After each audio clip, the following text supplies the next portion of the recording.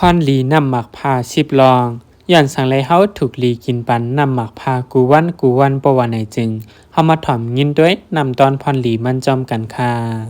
สังว่าเฮาไก่กินปันนำหมักพากูวันปะว่าไหนจึงพรหลีมันเตมี10เปิงเตมี10ลองหนังในค่ะพรหลีข้อหมาย1มันตีจ่อยเฮกลางปันตั้งเปลี่ยนไอแลตั้งเปลี่ยนกัดเจนัน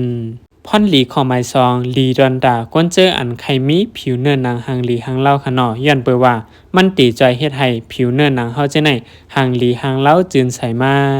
พรหลีข้อหมาย3สังว่าเฮาเป็นก้นก่ออันมีห้อยเจ็บห้อยมันห้อยก่ำจอมตูจอมหน้าจอมตูคิงเฮาจะในประวัติไหนจึงถูกหลีใกล้ๆกินบันคณะย้อนเปว่ามันตีจ่อยเฮ็ดให้ห้อยเจ็บห้อยมันห้อยก่ำเฮาจะนั้นหายแค้นไหลกว่ากำร้อยหายแค้นกว่ากำอีอิดในอยู่นำต้นพรหลีข้อหมาย4มันตีจ่อยเฮ็ดให้ขายมันเฮาลดยอมลงตอนตาก้นอันปีป่วนล่นเลยเช่นนั้นก็แม่นตอนตาเขาเตะๆคณะย้อนเปว่าสังไก่กินปานไหนมันตีจ่อยเฮ็ดให้ไขมันอันมีจ้อมในตูคิงเฮาเช่นนั้นลดยอมลงในอยู่พรหลีข้อหมาย5มันตีจ่อยเฮ็ดปันลองมดใสในซบในกุ่งคอเฮาเจในสังว่าเฮาไก่กินปันบ่ว่าไหนจึงตอนตาตีเป็นมาตั้งเป็นจอมซบอำนั้นก็อายซบเมียนเจในก็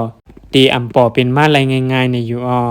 พรหลีข้อหมาย6มันตีจ่อยเฮ็ดให้อาหารลาตั้งกินอันเฮากินข้าวกว่าอันแก่นอันแข็งอันเข้ากว่ามีในต้องเฮาเช่นนั้นสังว่าเฮากินปันน้ำหมักพาไหนมันตีจอยเข้ากว่าย่อยให้ตั้งกินเช่นนั้นแล้วย่อยรายง่ายลีตาดีเป็นมาต้องปีกเช่นในก็อำเป็น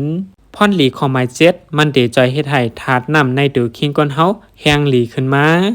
พรหลีข้อหมาย8ตีจอยเฮ็ดให้แห้งขำตูเฮาเช่นไหนหลีขึ้นมาแก่นแข็งขึ้นมาหรือสิเก่าพรหลีข้อหมาย9ซ้ำมันตีจอยเฮ็ดให้ออกเฮาเช่นไหนจืนปังขึ้นมาหลีขึ้นมาและแซวขึ้นมา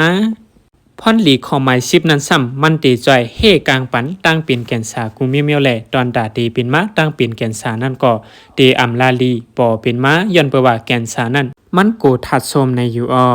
ย้อนนั้นแหละเฮาฮู้นำตอนพรหลีมันอย่าไปลืมกินปันกูวันหนังหื้อกวนตั้งนำปอติไลฮู้ไลหันไลยินเหมือนหนังเฮานั้นแค่นต่อใจสิปืนเพปันวิดีโอโหในใหญ่นำสีกำคาขอบใจค่ะ